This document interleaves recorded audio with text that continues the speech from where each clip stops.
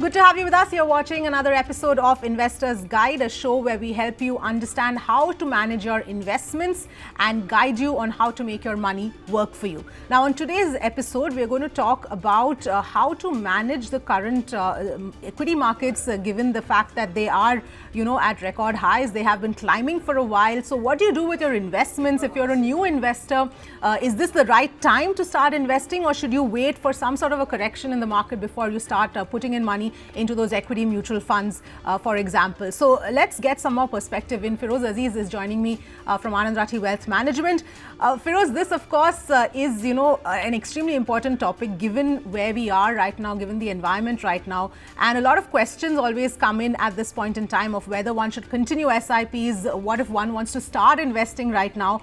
So let's attempt to answer all of that. So first off, starting off with, if somebody wants to look at entering right now and beginning investments, a new investor, what is the advice? In my opinion, a new investor should always commence with a systematic investment plan, unless he's accumulated a large corpus. Even if he has, he can stagger the money because a new investor's attribute is he or she has not actually gone through the full cycle of volatility. So before you have tested your appetite for risk, it makes perfect sense to actually test waters by doing a systematic investment plan or a systematic transfer plan. Having said which, there are quite a few seasoned investors who stayed out in the previous rally. I think they have to enter, and they don't have to be worried with short-term volatility. If you take my example, I had invested a reasonable amount of corpus in 2019. Now, from 100 rupees, it came down to almost 70 rupees or below. Today, it's back at 140, 150, if I assume 100 rupees is what I invested. So if you weather this storm, always the long-term returns are going to be in double digit. So invest, especially after this budget. My confidence of a 10-12% Nifty growth at least over the next 4 to 5 years is a very high probability event. Okay. Now, obviously the one question that comes in response is the fact that why can't I just wait for a correction and then start putting in money into equity mutual funds or maybe some other equity oriented investment at this point in time, given where the markets are? How would you sort of explain that that's not a good idea?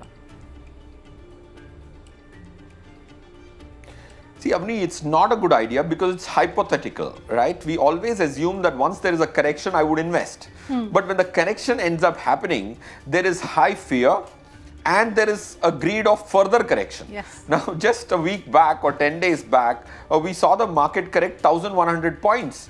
Not too many investors invested. If you look at the mutual fund purchases, you would not be very pleased that after a correction of 1,100 points in just about 5 trading sessions which happened in the last week of January, I don't think people rushed to buy in. They were expecting 12,500 Nifty levels. So please remember, you may think that at a correction you will invest, but even if the correction were to happen and if you were lucky, you may not invest. So that's the actual practical aspect of investing. It's going to be driven by emotions. So point one. Point two, even if you time it perfectly, we did an analysis to find out that if you timed it perfectly, stopped the SIPs after a bull run, re-began it in the next bull run, the maximum extra hypothetical return you can earn is 3 to 4% a year. And that's in the best case situation, and most people end up losing 3-4% return per annum in the aspiration of this wishful thinking that they will be able to time the market.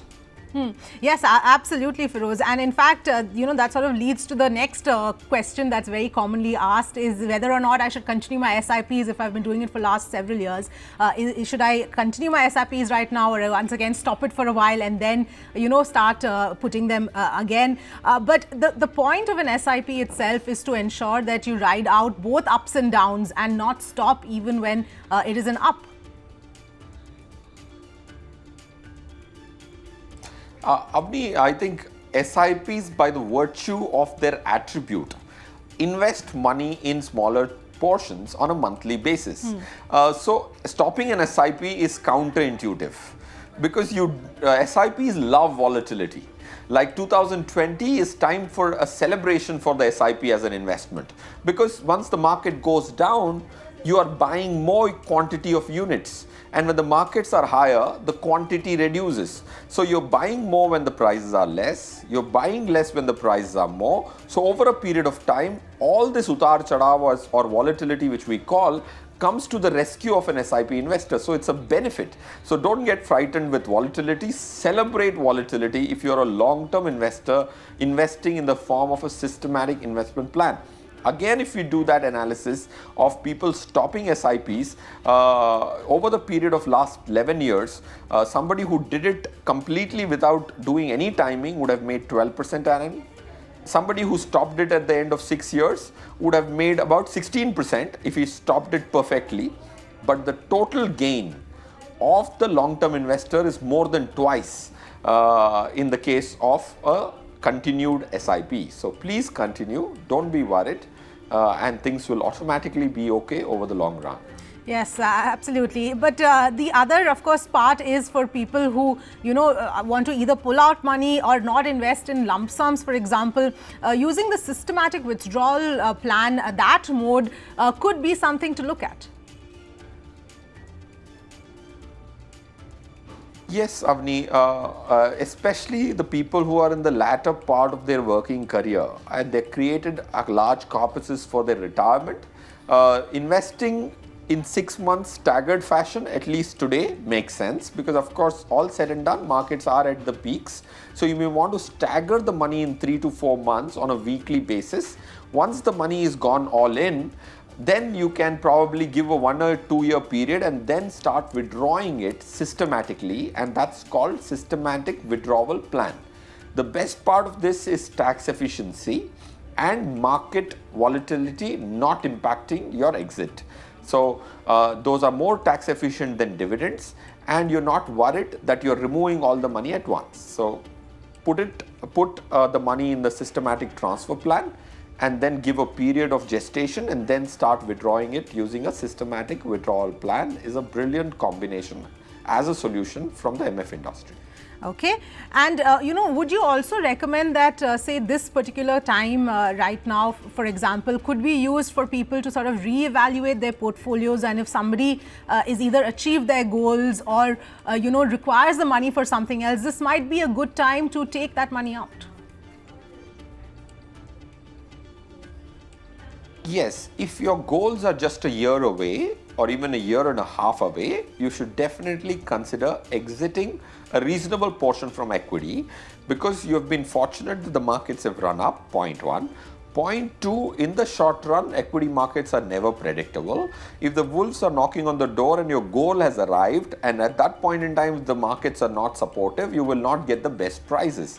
And since the long-term capital gain tax has also been kept at 10%, which may change over the next couple of years, you may want to get your tax-efficient monies sitting in debt for the next 1 year, 1.5 years, if your goal is as close as it could get, like 1 year.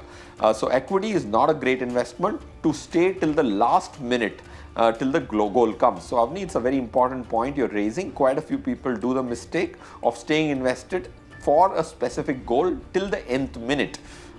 This market rally has to be used for those kind of investors.